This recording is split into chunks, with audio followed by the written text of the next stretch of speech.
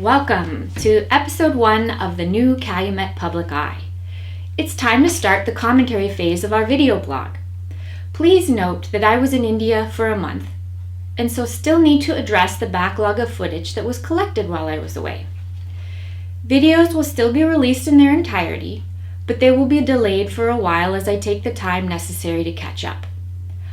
But the most important news is that I will now be discussing topics in an effort to help you decipher the issues that concern our village residents. So to begin, today's topic is the recent appointment of Nathan Anderson to the Historic District Commission. At the regular council meeting this past Tuesday, Nate was appointed to the HDC. On Wednesday, he attended his first meeting, and the HDC did not welcome him. How sad.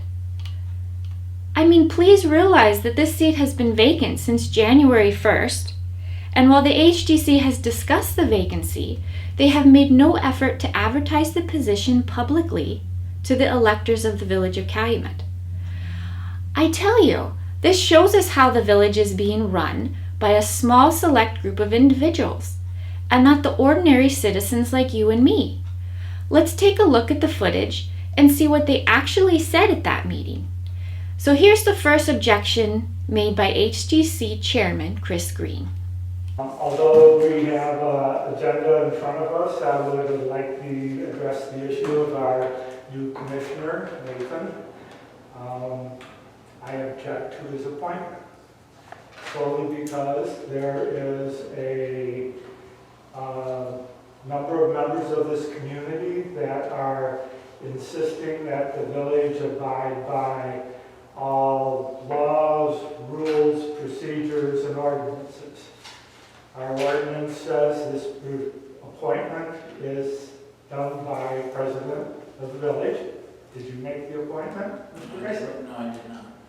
Okay, strike number 1. Okay, let's look at the ordinance itself to find out if this is indeed true. I have here 3 versions of the ordinance. Ordinance number 140. There is a 2002 version, a 2009 version, and a 2013 version. It is unclear to me which one is valid, if any. First, there are no signatures from the clerk. No signatures at all. Only the 2002 version has a vote recorded. Second, there is no line for the president's signature, which is required by section 66.3 of the General Law Village Act. Would the village of Calumet please circulate authenticated versions of its ordinances? Anyways, for the sake of argument, let's assume that the 2013 ordinance is valid. That ordinance says the village president's duty is to make a nomination, and then the council supports that nomination through a vote. The fact of the matter is this procedure did indeed take place. The General Law Village Act, section 64.4 states, in the absence or disability of the president pro tempore of the council shall perform the duties of the president. It is clear the council followed the General Law Act as the president of the village was absent from the council meeting due to a disabling illness. President Pro Tem Peggy Germain stepped up and did her due diligence by performing the president's duties in his absence. The council then voted for an appointment through a vote of 4 in favor and 0 opposed. So objection point 1 is refuted. All right, now let's hear the second objection.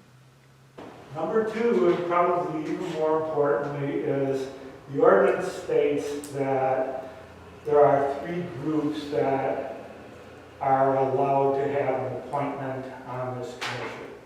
The DDA, the Advisory Commission, and the Planning Commission. All 3 of those groups are guaranteed a representative on this commission.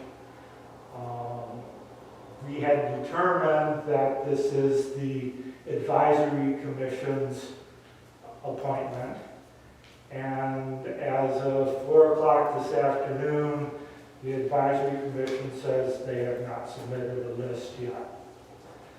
So with those two facts out there, I have a very difficult time accepting your appointment for tonight's meeting.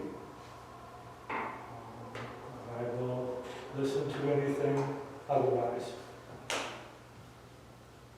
The fact of the matter is that the HDC is scrambling here. The question is who sitting at the table is holding which appointment position. The problem is that the HDC in the village has acted in a very lax manner for too long. This would all be crystal clear and not complicated if there was a simple document that logged who holds what appointment. The authority I would look to for this information is John Arnold, the HDC coordinator. Fortunately, Nathan Anderson made a Freedom of Information Act request recently. We have here in front of us an email from John Arnold himself dated September 26, 2014. Within this public village record, we have our answer. You can see that John Arnold was trying to get this issue of who held what appointment addressed. He created a table and determined that in 2014, the distribution of representation is as follows. Abe Volker holds a council appointment. Dave Geisler holds the Keweenaw National Historical Park Advisory Commission appointment. Chris Green holds a council appointment. Sue Buys held a council appointment. And Sandy Johnson held the DDA appointment. The thing we need to clarify is that the Keweenaw National Historical Park Advisory Commission and the Downtown Development Authority, those seats need not be held by a member of those boards. The requirement is simply that those boards recommend a qualified elector of the Village of Calumet. So we see clear as day that these two seats for the two boards are indeed filled, and the Keweenaw National Historical Park Advisory Commission has no authority to select an additional appointment. If the Advisory Commission wishes to change its representative, then they would need to address Dave Geisler's seat. Nathan Anderson is simply filling Sue Bai's position, as she left at the end of her term in 2016. Just to be thorough, I want to add that this chart has been corrected, and we see in the response to this email. Rob read the council and DDA minutes. These are the terms. As you see, Abe Volker's term is corrected to be until 2017. Chris Green's term was until 2015, so now he was extended until 2018. Sue Bai's was corrected to 2016, hence Nate's term is now until 2019. And Sandy's term was until 2015, so she is now renewed until 2018. Plus, we have here confirmation that Sandy Johnson's seat is being filled per the DDA's recommendation. The remaining concern that Chris Green states the Planning Commission gets to recommend a seat is a little vague. But the fact of the matter is that the Planning Commission recently reformed, held its first meeting on June 13th, and they have made no attempt to claim any seat on the HDC at this point.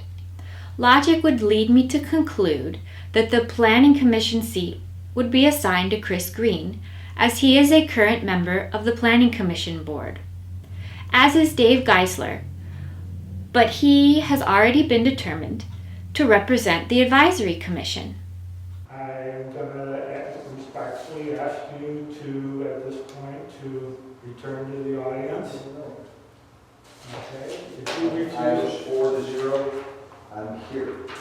Call up. I spent 3 hours at the council meeting last night. I will excuse myself now because I'm not going to waste my time at a meeting that's going to determine illegal, and any decisions made at this meeting are not valid. That is my position. If no one wants to refute that, I'll leave it. Yep, the HDC is scrambling to reject an ordinary resident from participating in village government. No doubt about it. So we just analyzed this from a technical standpoint. Let's now look at it from a common sense approach.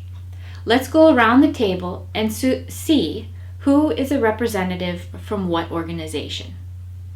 Dave Geisler. He's president of the Village Council. He's commissioner on the Calumet National Historical Park Advisory Commission. He's on the Downtown Development Authority, and he's on the Planning Commission. Abe Volker, who is absent, he is simply a village elector.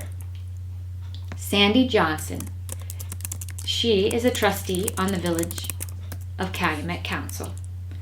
Chris Green is a village elector, as well as he is a member of the Planning Commission. Nathan Anderson is a village elector, and he is on the Zoning Board of Appeals. And on the sidelines, we have John Arnold, the HDC coordinator and paid employee, John Rosemergy, the architect, and the Calumet National Historical Park employee.